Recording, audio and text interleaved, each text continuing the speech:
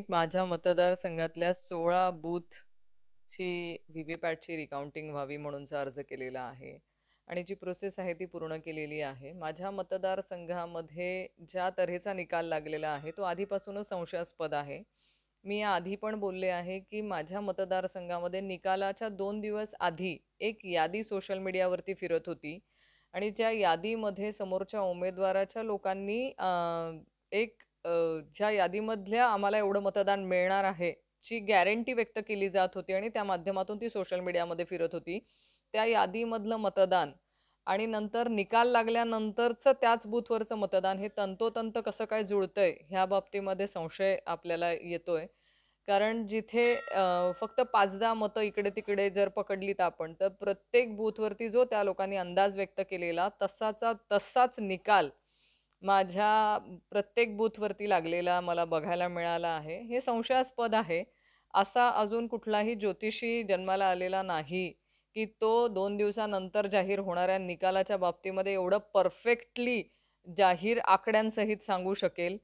जे आकडे सोशल मीडियावरती 2 दिवसांपासून फिरत होते, हे सगळं संशय येण्यासारखं आहे. काही गावं अशी आहेत किंवा काही बूथ असे आहेत, की त्या बूथवरती समोरच्या उमेदवाराला मतं मिळतील अशी अपेक्षाही नसताना त्या बूथवरती त्यांना जास्त मतं मिळालेली आहेत किंवा काही ठिकाणी माझ्या बरोबरीने मतं मिळालेली आहेत.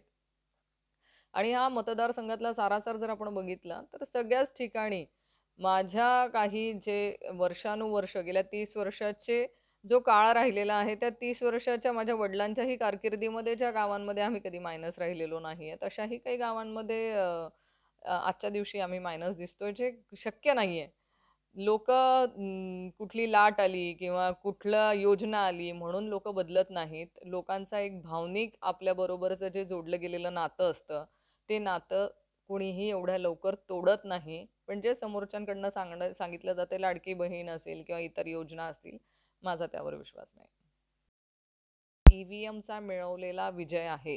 हा लोकांचा कल नाही, तर ईव्हीएमचा दिलेला कल आहे आणि तो आम्हाला मान्य नाही. आताही राज्यामध्ये अनेक ठिकाणी आता काँग्रेस व विरोधी पक्ष या संदर्भात आंदोलनाच्या भूमिकेत येणार आहेत. आपल्याही काही तसं आहे का मतदारसंघ? बघा, प्रत्येक ठिकाणी आता प्रत्येक मतदारसंघाचा जर आपण आढावा घेतला, तर प्रत्येक मतदारसंघामध्ये कुठे ना कुठे काही ना काहीतरी आकड्यांमध्ये घोळ झालेला दिसतोय.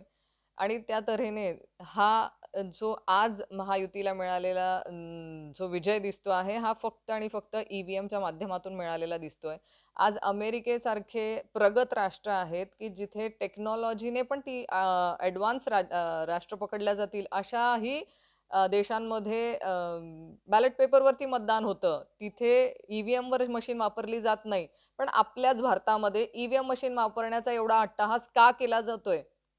तुम्ही हे बॅलेट पेपरवरती इलेक्शन घ्या ना. तुम्हाला कसली भीती आहे? जर तुम्ही काही केलं नाहीये, काळाभोर प्रकरण तुमच्या कुठल्याही या निकालामध्ये नाहीये आणि तुम्हाला विश्वास आहे, की हा जनतेने दिलेला कौल आहे, तर एकदा बॅलेट पेपरवरती निवडणुका होऊन जाऊ द्यात. आम्हालाही बघायचं आहे, की लोकांचा तुमच्यावर विश्वास आहे, की आमच्यावर विश्वास आहे. हा ईव्हीएममध्ये केला गेलेला सगळ्यात मोठा भ्रष्टाचार म्हणता येईल किंवा आपण म्हणतो अफरातफर केली गेलेली हा प्रकार आहे. हे नक्की याच्यातनं दिसतंय. नाहीतर केंद्र सरकार त्यांचं आहे, राज्य सरकार त्यांचं आहे. त्यांनी निवडणुका ह्या परत एकदा पेपरवरती, बॅलेट पेपरवरती घेऊन दाखवाव्या, जसं अमेरिकेसारखे प्रगत राष्ट्र घेत आहेत. त्याच्यामध्ये कुठली कमी नाहीये. आपण आज अमेरिकेच्या खूप मागे आहोत. अमेरिका जिथे बॅलेट पेपरवरती निवडणुका घेऊ शकते, तर मग आपलाच ईव्हीएमचा हट्ट का? हा सगळ्या सर्वसामान्य नागरिकांना पडलेला प्रश्न आहे.